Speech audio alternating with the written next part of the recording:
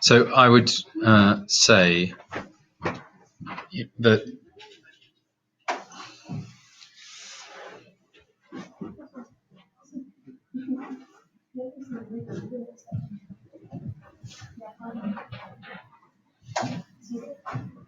okay, you've said that here. I would start what you've said here. You've said exactly right, but I would have said it at the beginning because you're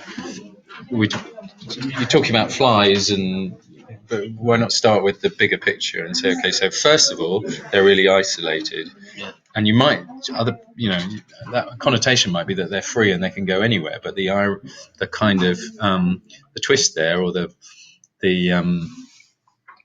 what's the word, what do we call it when you've got two things going at the same time? Sweet and sour. What's that called in poetry? Oh, my head's gone mad.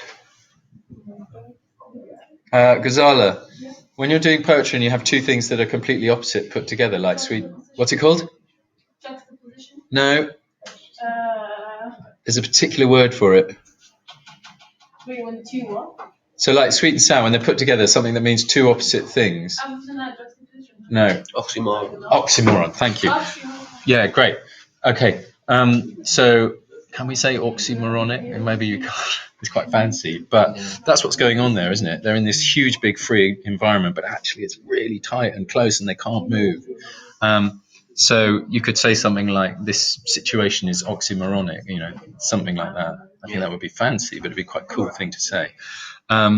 So I would start with the big thing and then come in on the flies. And also what I put in here is a quotation from Bigelow talking about what she was trying to do.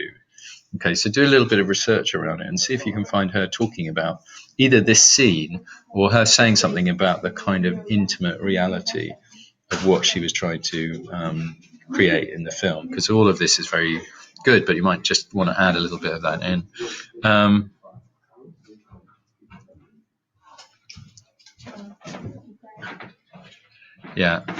say it shows that they are.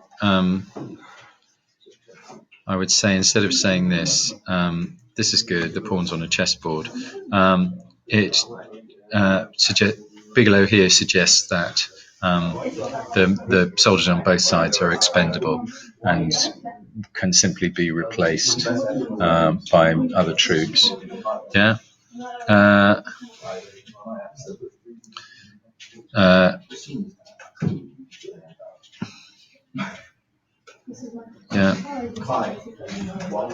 Okay, good so far. Let me just say the last bit I would say in it. Okay, so what you're going to try and summarize when you get to your final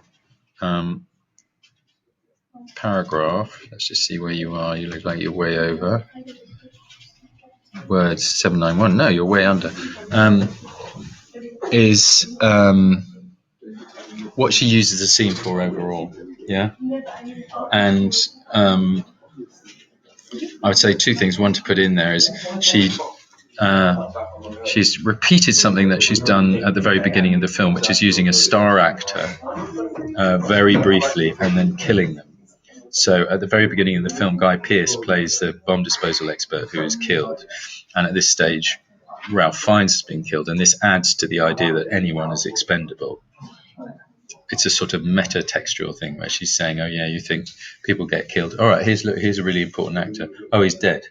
Okay, that's what it's like. Yeah. That's one thing I would put in. And then I would say something like along the lines of, this is a set piece where the characters are taken out of the urban environment that they occupy for the whole of the rest of the film. And it is used to demonstrate to the audience that the dangers there are, to suggest that why the dangers faced by the more common experiences of the American soldiers rather than a bomb disposal squad. Yeah. Something like that. Yeah? Okay. And then I've got 2 days idle. I'm apparently in English. Okay, let's just stop that one.